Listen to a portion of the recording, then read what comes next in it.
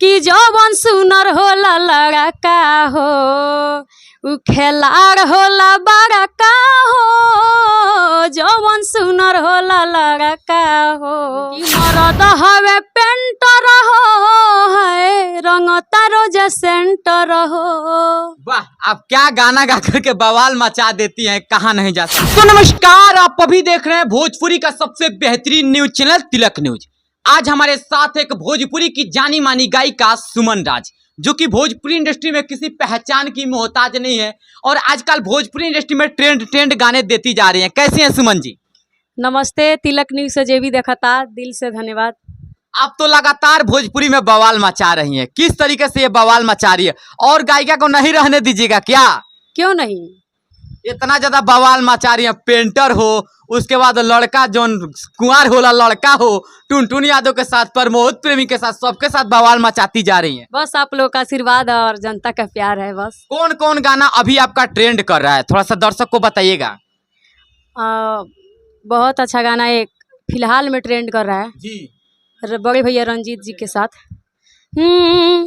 कि जवन सुनर होला लड़का हो उ खेलाड़ होला बड़का हो, जवन सुनर होला लड़का हो।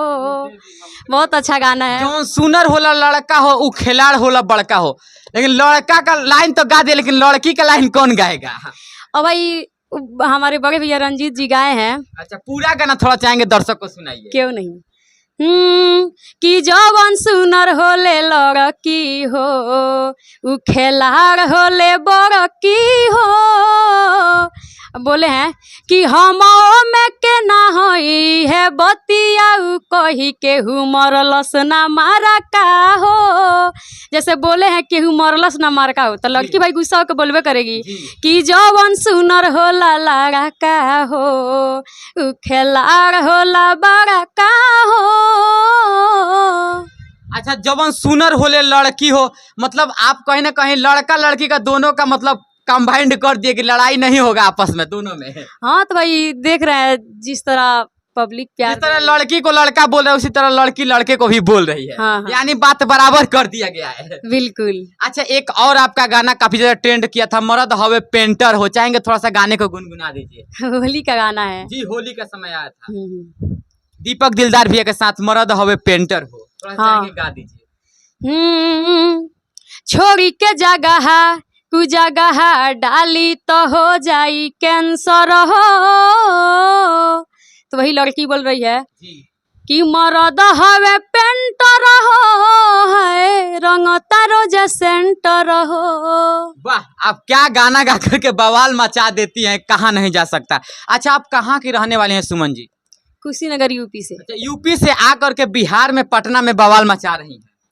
बस आप लोग का प्यार और क्या कहें। अच्छा, गायकी लाइन में आप आई थी तो माता पिता का सपोर्ट मिलता था? पापा नहीं है। अच्छा, आपके पापा ने, माँ है, तो मतलब माँ सपोर्ट की? मम्मी बहुत सपोर्ट करती है। अच्छा अच्छा, आपके गांव के लोग क्या बोलते हैं? मतलब आप गाना गाते हैं, वायरल हो गई, तो क्या बोलते हैं? यही बोलते हैं कि हमारी गांव की लड़की आगे बढ़ रही है। अच्छा, पहले क्या बोलते थे? पहले तो कोई भी देख के भाई जलेगा कि अच्छा, क्या कर रही है, वैसे वैसे नचनिया बजनिया ऐसे बोलता था। हाँ, और आज सब लोग मतलब गर्व फील करता है। और आज के डेट में सब लोग सीना चौड़ा करके बोलते हैं कि हमारे गांव की रहने वाली, कुशीनगर जिला के रहने वाली लड़की आज आगे बढ़ रही है। अच्छा, भोजपुरी इंडस्ट्री में एक चीज और कहा जाता है कि सिंगर्स हो, हमेशा से मतलब बहुत सारे सिंगर हैं, बहुत सारे मॉडल हैं जो कि आरोप लगाते रहते हैं कि भोजपुरी इंडस्ट्री में आगे बढ़ने के लिए कंप्रोमाइज ऐसे ऐसे शब्दों का प्रयोग करते हैं, तो क्या भोजपुरी में उस तरीके से होता है?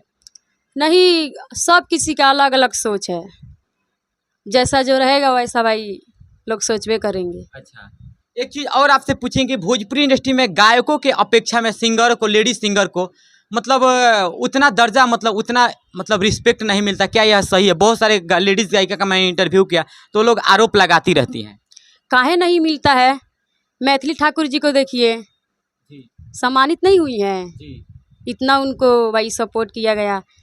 बहुत सारे गायिका का मैंने इंटरव्यू किया तो लोग बोलती रहती कि हमें करिए, अपना प्यार दीजिए, बस यही चाह रहे हैं। जी, तो देख सकते हैं अभी हमारे साथ थी भोजपुरी की काफी बेहतरीन गायिका सुमन राज जी। बाकी इनका इंटरव्यू कैसा लगा कमेंट में राय दीजिएगा। मिलते हैं किसी और वीडियो में, तब तक के लिए जय हिंद।